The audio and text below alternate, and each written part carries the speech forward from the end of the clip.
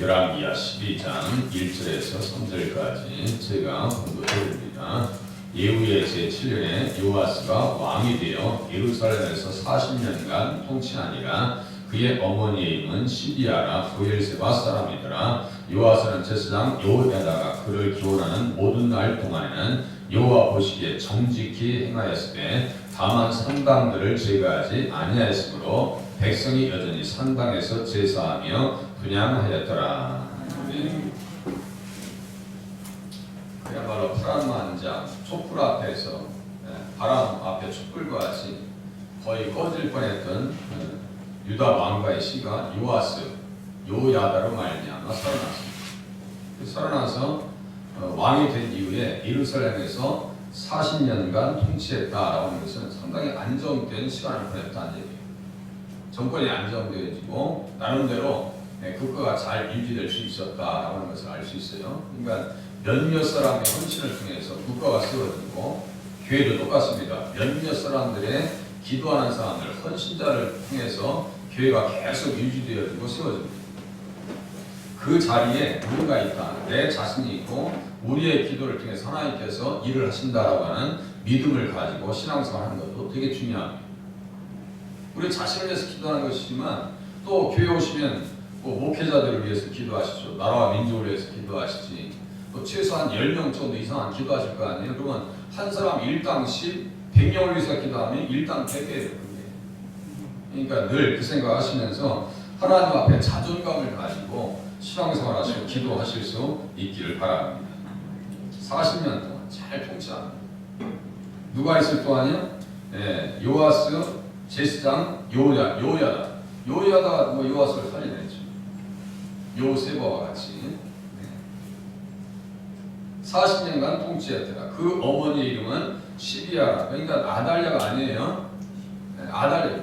요람이 시비아와 하나 되어져서 낳은 자네가 요아스예요. 그러니까 아달랴의 자손이 아니다. 손이 아닙니다. 브엘세바 사람이더라 이렇게 써 있어요. 어떤 사람도 설교할 때 어떤 지역 출신이다라는 얘기를 자주 하잖아요. 저는 충남 홍성에 살아. 충남 사람. 지역을 이렇게 성경에서 자주 얘기하는 것은 그 사람의 영적인 모습도 포함되어 있어요. 브엘세바라고 하는 것은 어떤 곳이냐면 맹세 우물, 세바라고 하는 것은 맹사라는 뜻이고요. 브엘이라고 하는 것은 우물이라는 뜻이에요. 맹세 우물인데 그것이 이름이 지어진 때가 어디냐면요. 창세기 21장에 보면 두 사람이 거기서 서로 맹세하였으므로 그것을 브엘사바라 이름하였더라 라고 하면서 아브라함과 이삭과 야곱이 산 곳이 바로 어디냐면 브엘세바예요. 그러니까 믿음의 성지죠. 거기에 출신이라면 상당히 그래도 믿음과는 깊은 관계가 있지 않겠는가 이렇게 생각하지 않을 수가 없어요. 갈대아 우리에서 아브라함이 가나안 땅에 들어왔을 때 처음에는 완전히 토박이들한테 밀리는 정도의 삶 가운데 그야말로 정착하기 힘들고 텃세 때문에 힘들었는데 나중에는 어느 정도까지 위치에 올라가냐면요. 아비멜렉이 찾아와서 아브라함에게 말합니다. 내가 무슨 말을 하든지 하나님이 너와 함께 계시도다 하면서 같이 언약을 체결합니다. 이건 뭐냐면요. 언약이라고 하는 것은 동등한 입장이기 때문에 언약을 체결하는 거예요. 그러니까 하나님께서 함께 하시니까 아브라함도 가나안 땅에서 정착해가지고 이제 협상할 정도의 위치, 사람들이 두려워할 정도의 위치까지 커졌었다라고 하는 것을 볼 수 있어요. 브엘사바 그런 아주 역사적으로 기원이 깊은 곳입니다. 하나님이 함께 하시고 또 애굽에 내려가기 전에 하나님께서 야곱에게 내려가 거기 가서 내가 너와 함께 하리라 라고 하신 그 약속의 말씀을 받은 것이 바로 브엘세바다. 그 브엘세바 출신이 누구라고요? 시비아. 시비아는 가젤, 영양 이런 뜻이에요. 암사슴 이런 뜻. 그래서 시비아는 그래도 은혜로운 사람이다. 2절 보세요. 요아스는 제사장 요야다가 그를 기원하는 모든 날 동안에는 여호와 보시기에 정직하게 행했다. 제사장 요야다가 그를 기원하는 동안에 기원했다고 하는 것은요. 가르쳤다. 방향을 잘 설정해줬다 이런 뜻이에요. 우리가 교회에서 말씀을 보고 또 이해하고 깨닫고 은혜 받기를 원하는 건 뭐예요? 설정을 잘 방향 설정을 잘 하려고. 나침반이라고 했잖아요. 성경이 나침반이에요. 어떻게 행해야 되고 어떻게 하나님 앞에 살 것인가에 대한 답을 어디에서? 성경에서 우리는 찾아가야 됩니다. 잘 배울 때 문제가 없었어요. 교훈하는 모든 날 동안에는 여호와 보시기에 정직하게 행했다. 정직하게 행했다. 이거 뭐예요? 의롭게 행했다는 뜻이고요. 예수를 잘 믿었다는 뜻입니다. 이런 부분들, 이런 것이 핵심 키워드예요. 정직하게 행했다는 것은 다시요, 의롭게 행했고 예수를 잘 믿었다는 얘기예요. 하나님 말씀의 교훈을 잘 받으면 예수 잘 믿어요. 그런데 말씀을 잘못 배우고 하나님 앞에서 내 자아가 깨지지 아니하면 엉뚱한 방향으로 튀어버립니다. 이게 럭비공, 제가 가끔 얘기 럭비공처럼 어디를 튈지 몰라요, 사람이. 그게 있는 거예요. 가장 힘든 것은 내가 무너지지 않을 때 가장 힘든 것이죠. 다른 게 있는 게 아니에요. 결국은 신앙생활의 최후의 적은 누구가 있어요? 자기 자신입니다. 내 자신이에요. 이걸 지키려고 오늘 본문에 보니까 산당이 나오죠. 이게 산당이 자기를 지키려고 하는 거예요. 지금 이게 완전 우상 섬기는 장소. 이것 때문에 또 문제가 나타납니다. 저기도 내용이 나오겠지만요. 네, 정직하다는 것은 다시요, 의를 행한다는 것이에요. 그래서 그 말씀을 그대로 쫓아갔더니 말이죠. 출애굽기 15장이 나옵니다. 제가 읽어드릴게요.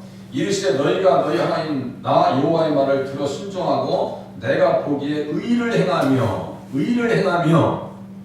예수 잘 믿었다. 계명의 귀를 기울이며 내 모든 규례를 지키면 의를 행하며 믿음 생활 잘하고 계명을 기울이고 규례를 지키면 요거예요. 그러니까 믿음과 계명은 같이 간다고 말씀드렸어요. 계속해서 반복적으로 말씀드렸어요. 믿음 생활 잘한다는 것은 내가 하나님의 계명을 잘 따른다는 뜻입니다.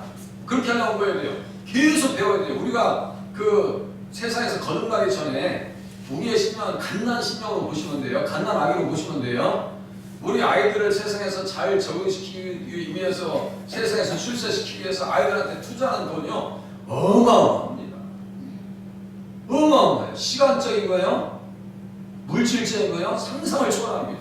한국 사람들이 이렇게 잘 살 수 있었던 것은 교육에 대한 열정 때문이거든요. 교육에 대한 열정. 그런데 신앙생활에 있어서 하나님 말씀에 대한 열정이 그만큼 있느냐? 아마 100분의 1도 안 될 거야. 반성해보면 영어 공부하는 데는 세상 좋은 대학교 가기 위해서는 수없는 시간과 물질을 투자하면서도 불구하고 교회에 나와서 하나님 말씀 듣는 것에 대해서 인색하지 아니하는가? 학교 갈 때는 지각하면 큰일 나는 줄 알죠? 교회 갈 때는 지각하는 거. 그러면 지각을 하든 말든 오늘 가면 대행이고 아니면 말고. 이게 보통 문제 아니라고. 이게 혹시 우리가 그런 사람이 아닌가, 우리가 그렇게 신앙생활 해오지 않는가, 우리는 한번 반성하셔야 한다니까요. 예배에 정말 집중하고 있는가. 네. 그렇게 의를 행하고 계명을 지키면 애굽 사람에게 내린 모든 질병 중 하나도 너희에게 내리지 않게 하시겠다라고 말씀하셨어요. 민수기 23장에 보니까 똑같은 용어가 발람 선지가 얘기합니다. 제가 가끔 인용했어요. 야곱의 티끌을 누가 능히 세며 이스라엘의 4분의 1을 누가 능히 셀고 나는 의인의 죽음을 죽기를 원하며 나의 정발이 그와 같기를 바라노라. 이 정직하다는 것은 의라고 했어요. 의를 가지면 예수 그리스도를 믿어서, 이거 의라는 것은 주님을 믿었기 때문에 의롭다는 거 아니에요. 예수님 영접했으니까. 제가 다시 말씀드릴게요. 예수 믿으면 의로워지죠? 의로워하세요. 의로워하시면 어떻게 돼요? 그 의를 잘 관리하라고 무엇을 주셨다고 했어요? 계명 율법을 주셨다고 말씀드렸어요. 그 의를 잘 관리하라고. 그런데 하나님의 말씀의 계명을 지키려고 하는 열정이 우리에게 그렇게 강하지 않다는 얘기예요. 누가 보니까요, 여호와 지금 산당을 만들고 있잖아요. 이게 지금 제거하지 않고. 네, 보통 문제 아니에요. 그런데 발람이 보니까 의인들의 죽음은 뭐예요? 세상에 천사들의 손에 받들려서 초목합니다. 눈물도 없고 고통도 없고 애통하는 것도 없고 사망이 없는 곳으로 갑니다. 발람은 그것까지 봤으면 본인이 잘했어야 될 거 아니에요. 그런데 그거 하나님 말씀 앞에 붙들리지 않습니다. 그게 발람의 문제예요. 영원히 하나님 앞에 버림받잖아요. 그래서 우리는 뭐예요? 여호야다가 그를 교훈하는 모든 날 동안, 이 교훈에서 뭐가 나오냐면요, 토라, 율법이 나옵니다. 율법은 이게 복음이에요. 왜 복음인가요? 이사야서 2장 제가 읽어드릴게요. 자, 이사야서 2장 제가 읽어드릴게요. 오라 우리가 여호와의 사냥을 위하여 야곱의 하나님의 전에 이르자 그가 그의 길을 우리에게 가르칠 것이라. 그가 그의 길을 우리에게 가르칠 것이라. 그의 길은 어떤 길이에요? 우리에게 보면은 예수님의 길이에요. 예? 그가 그의 길을 우리에게 가르칠 것이라. 하나님의 전에 이르자. 지금 교회 오셨죠? 하나님의 전에 신약시대에 보는 거, 신약시대를 보는 거예요. 하나님의 전에 이르자 우리가 그 길로 행하리라 하리니 이는 율법이 시온에서부터 나올 것이요 여호와의 말씀이 예루살렘에서부터 나올 것이니라. 율법이 시온에서부터 나올 것이요. 이 율법 주석가들의 책을 제가 다 참고하고 이 중요한 얘기를 할 때는 제가 확인하고 와서 말씀드린다고 했어요. 이 율법을 복음이라고 합니다.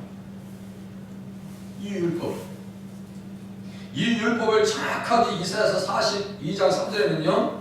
상한 갈대를 꺾지 아니하며 꺼져가는 등불을 끄지 아니하고 진실로 정의를 시행할 것이며 그는 쇠하지 아니하며 낙담하지 아니하며 세상에 정의를 세우기에 이르리니 섬들이 그 교훈을 앙망하리라. 섬들이 그 교훈을 앙망하리라. 이사야서 42장 4절에 그 교훈과 이사야서 2장 3절에 있는 율법이 똑같은 말입니다. 율법을 교훈이라고 썼어요. 그럼 그 교훈을 신약 성경에서 뭐라고 하냐면요. 그 복음의 예수님께서 전하신 복음이라고요. 섬들은 뭐예요? 이방인들이 그의 이름을 바라리라. 섬들이라는 게 뭐예요? 외딴 사람이잖아요. 우리들이 섬이 우리들이 이방인들이니까요. 다시 창세기 10장 3절로 또 가네요. 너로 말미암아 모든 민족이 복을 받을 것이라. 갈라디아서 3장 8절에 보니까 모든 이방인이 그로 말미암아 복을 받을 것 성경이 미리 알고 아브라함에게 복음을 전하셨다 했죠. 다 이렇게 엮여 있는 거예요. 예수님 안에서 완벽하게 다 네트워크되어 있어요. 완벽하게 네트워크되어 있다고요. 우리 심장을 중심으로 해서 온몸의 피가 저기 핏줄을 통해서 완전히 네트워크되어 있듯이 뭐 지구에 4바퀴 반인가 도는데 이게 핏줄이 길이가. 그러면 생각해보세요. 이게 어떻게 아메바 단세포에서 사람이 이렇게 진화돼가지고 이렇게 엄청난 엄청난 기관을 이렇게 진화할 수 있어요. 말이 안 되는 거예요. 진화라는 것은요 이렇게 어지러진 방이 어느 날 보니까 깨끗하게 되었다라고 하는 얘기가 똑같은 거예요. 진화는 있을 수가 있어요. 과학자들도 다 인정했어요. 그건 말도 안 되는 거라고. 말도 안 되는 거라고.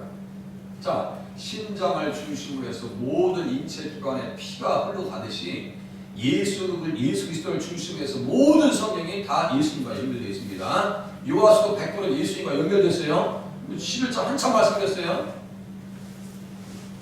그렇게 성경을 보지 아니하면 성경은 어제 제가 말씀드린 장사꾼 얘기했어요. 저녁에 떨려 이렇게 성경을 보면 안 된다고 했어요. 야, 이 한 말씀 한 말씀이 이게 보통 말씀이 아니라. 그러니까 오늘 본문을 통해서 우리는 무엇을 생각할 수 있어요? 하나님의 교훈을 받으러 가야 되겠구나. 하나님의 말씀을 들으러 가야 되겠구나. 율법의 말씀 앞에 귀를 기울여야 되겠구나. 율법을 들으면 어떻게 되기 때문에요? 영원히 살아난다. 영원히 살아난다. 시편 19장 7절에 보니까 여호와의 율법은 완전하여 영혼을 소성시키며 그 율법 안에 뭐가 들어가 있어요? 복음이 있어요. 복음 때문에 영혼을 소성시키며 여호와의 증거는 확실하여 누드한 자를 지혜롭게 하며 여호와의 교훈은 정직하여 마음을 깊이 오게 하고 여호와의 계명은 순결하여 눈을 밝게 하는 거다. 그러니까 하나님의 말씀을 들을 때 자꾸 듣고 깨달으면요 뭘 할 수 있어요? 눈이 밝아지니까 무엇을 가질 수 있느냐면 분별력을 가질 수가 있습니다. 분별할 수 있어요. 금방 합니다. 기도만이 아니에요. 기도는 무엇을 깊이 생각하시냐면은 기도는요 그렇게 생각하시면 내 속에 기록된 말씀을 보는 것도 기도다. 말씀을 계속해서 정보를 어디에다 집어넣어야 돼요? 내 안에 집어넣어야 돼요. 그래서 그렇게 정직하게 신앙생활을 살아가는 사람이 누구냐면요 욥입니다. 욥이라고 했어요. 제가 주일날 설교할 때도 그랬습니다. 무수당의 욥이라 불리는 사람이 있었는데 그 사람은 온전하고 정직하여 하나님을 경외하면서 악에서 떠난 자들이라고 했어요. 정직하다는 것이 오늘 본문의 정직과 똑같은다는 지금 의롭다는 얘기예요. 예수를 잘 믿었다는 얘기예요. 그거 뭐 구체적으로 얘기하려면요 시간 뭐 하는 것도 없고요. 그런데 문제는 뭐냐면요 3절 보세요. 다만 산당에서 산당들을 제거하지 아니했으므로 백성이 여전히 산당에서 제사하며 분향하였더라. 왜 그랬을까요? 역대하 24장 17절에 보니까 요호야다가 죽은 후에 보세요. 말씀의 영향력에서 딱 끊어질 때, 말씀에서 끊어져 나갔을 때, 말씀에서 떠났을 때 이겁니다. 요호야다가 사는 모든 날 동안은 문제가 없었어요. 그런데 그가 죽은 이후에 제사장들이 찾아옵니다. 저 요호야다가 죽은 후에 유다 방백들이 찾아와요. 왕에게 와서 절하며 왕의 그들의 말을 듣고 그의 주상들의 하나님 여호와의 전을 버리고 성전 때문에 자기가 살았으면서 성전을 버리고 아사라 목상과 아사라를 섬겼던 그 아달랴 때문에 자기가 죽을 뻔했잖아요. 그러면 그거와 이제 완전 인연을 끊어야 될 거 아니에요. 이게 안 끊어졌어요. 아사라 목상과 우상을 섬겼으므로 그 죄로 말미암아 진노가 유다와 예루살렘에 임하니라. 하나님의 진노가 어떻게 임했을까요? 네? 여기 보세요. 12장 끝에 지금 보세요. 끝에 17절 그때 아람왕 하사엘이 올라와서 원인과 결과입니다. 그때 아람왕 하사엘이 올라와서 그냥 우연히 있는 게 아닙니다. 모든 일들과 사건들이 우연히 존재하는 게 아닙니다. 우리가 어려움이 찾아올 때 하나님 앞에 또 엎드리는 거예요. 하나님 혹시나 내게 문제는 있지 않습니까? 요아스가 그랬다고. 요아스가 자기가 성전 때문에 살았으면 성전을 지켜야 될 거 아니에요? 요야다의 사람들을 또 지켜줘야 될 거 아니에요? 근데 요야다의 아들 누굴 죽이냐면 스가랴를 죽여버립니다. 스가랴가 누군데요? 하나님의 영에 감동돼서. 그렇게 하면 안 됩니다. 왜 하나님을 버립니까? 하나님을 버렸으므로 여호와께서도 당신과 너희를 버리실 것이다. 방백들이 와서 얘기합니다. 그러니까 그 말을 달게 들은 것이 아니라 기분 나쁘거든요.